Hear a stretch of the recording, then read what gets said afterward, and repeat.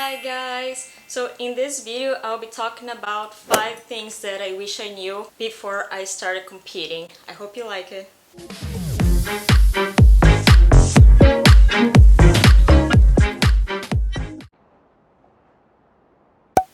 Thing number 1 is it doesn't have to be too hard. And by that I mean I feel like some competitors make it look like it's harder than it actually has to be, or some people are working harder than they actually should be. I feel like bodybuilding is all about working smarter. That's gonna bring you closer to your goals instead of just working hard just for the sake of working hard. It does require some effort, of course. If it was easy, anybody would do it, and we know that's not the case. Not even bodybuilders look like bodybuilders all the time.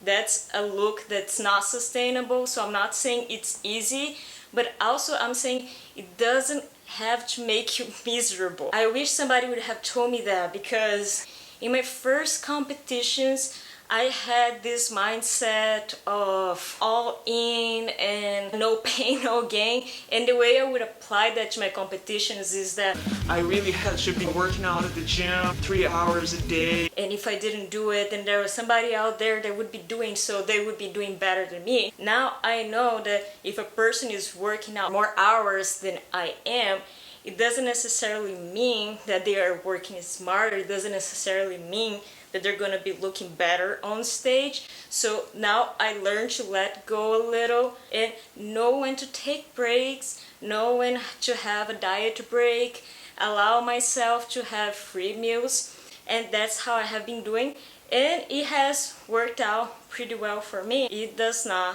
have to be too hard.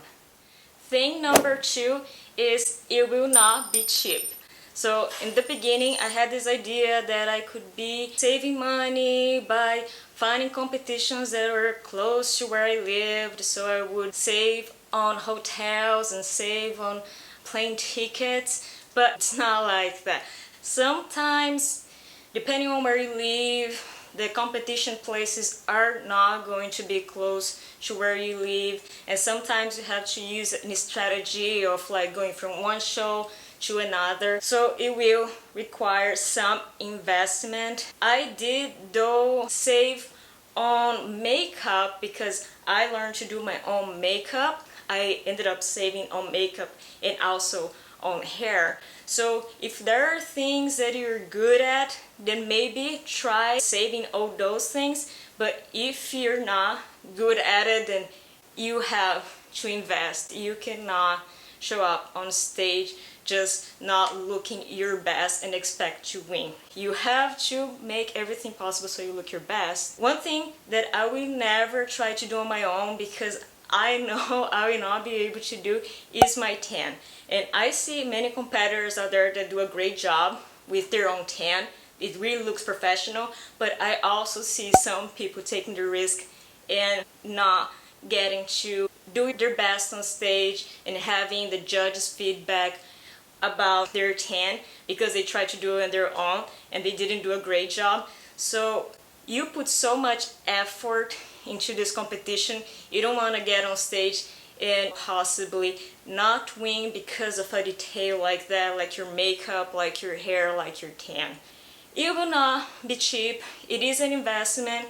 Also, I've seen some people trying to save money by not hiring a coach and doing it their own, and I've seen people succeeding, but I also seen people getting stuck. And also myself, for some time I thought that I could do things on my own, just researching on the internet, and then I realized I was stuck. I realized I needed help from a coach. It was then that I started moving forward and I saw things happening. So sometimes it's just not worth saving money on those things. If you want to start competing, know that it will not be cheap. Thing number 3 is learn about your macros. What I mean is that you may get stuck on a meal plan because you didn't learn about macros and how to deal with your diet. For those of you who don't know, macros is pretty much the amount of protein, carbohydrates, and fat in your diet. When I started, I did not know anything about that. I would see competitors talking about macros here and there, and I was really confused because I had no idea what they were talking about. And I would only rely on a diet plan. I can tell you that was not fun. Many times I had to push the food because I did not like eating the things that were in my meal plan, and I didn't know how to switch to something that I liked because I didn't know how to work with macros. Now I'm on a flexible diet, which means if I get tired of one type of protein, for example, I can switch to a different type of protein. Of course, I'm not gonna be changing many things when I'm coming closer to a competition, but especially when I'm in my off season, that means that I can be switching things and eating different things. And I'm a person that I like sticking to a plan.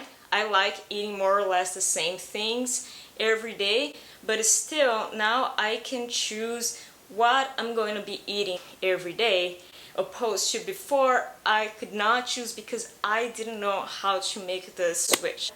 Learn about your macros, learn about the foods you like. You don't have to be miserable eating the same foods you hate every day. Also, there might be things that you want to switch in the middle of your prep.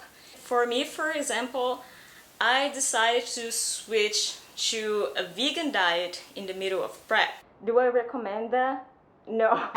I think that the smarter thing to do is to make changes to your diet when you're off season so you know how your body is going to react.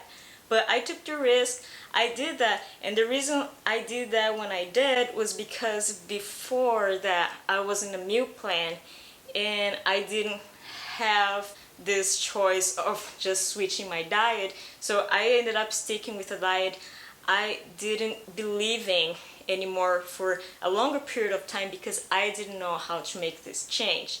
So as soon as I started working with Paul, we started working with a flexible diet, so I was able to adjust. Instead of having animal protein, I was now having vegetable protein. My body adapted so well to the new diet. I have not been so sore as before. I have had more energy since I made the change, and I enjoy much better the foods that I have now in this vegan diet. And I just wish I knew about my macros and I could have made this change earlier. So yeah, that's my advice. Learn about your macros. Thing number 4 is avoid comparisons. In the beginning, I would do that a lot, and now I realize how that was just harming me instead of doing me good. I would be looking up to pro competitors and comparing my body to theirs, and I would be feeling like I was not prepared or I was not good enough. I was not that lean, I was not that muscular. Now I realized that that's the worst thing you can do when you start competing. Even if you take as an example the top competitors out there, let's say Angelica and Isa, they have very different body types. So let's say if one of them started comparing themselves to the other, they would probably ended up quitting because they would never get to look like each other. That's my advice. Do not compare yourself to others. We all have different bodies, and that's the good thing about bodybuilding. I feel like bodybuilding has a space for any body type, anyone. It's a very inclusive sport. Also, you never know how each competitor get to where they are. It may not even be an achievable look for you, and that's okay. The bikini division does accept many body types. That's what I like about bodybuilding too. It's so inclusive. Anybody can have a shot in it. Let's say I'm 5 feet tall. I wanted to play basketball. I would definitely not be able to do well because basketball, it's not a very inclusive sport when it comes to short people. Bodybuilding, on the other hand, it's very inclusive. Any body type can do well, so do not compare yourself. Avoid comparisons. Thing number 5 is have fun. That's it, just have fun. You should be going to these shows and you're going to be meeting new people, so just enjoy it. In the beginning, I would see it as a task. I have to go to the show, I have to win, I'm not going to talk to anyone. Now I'm seeing that in a different way. Sometimes, of course, I still get nervous backstage and I would still be focused, on the show, but that doesn't mean I don't get to enjoy. Now I learn to enjoy it. Now I learn to let go of the pressure and not be so focused on winning. Of course, we all like winning, but if it doesn't happen, then it doesn't happen. Then maybe next time. Just don't get it into your head. Have fun. Enjoy it, meet new people, take pictures. Yeah, enjoy it. So that's it for this video. Those are 5 things that I wish somebody would have told me in the very beginning when I was getting started in the bikini division. I hope you liked it. I hope if you're new to the sport that you're able to take something out of it. And if you have been competing already, let me know if there's anything that you also wish you knew before you get started. That's it for this video. See you next video. Bye.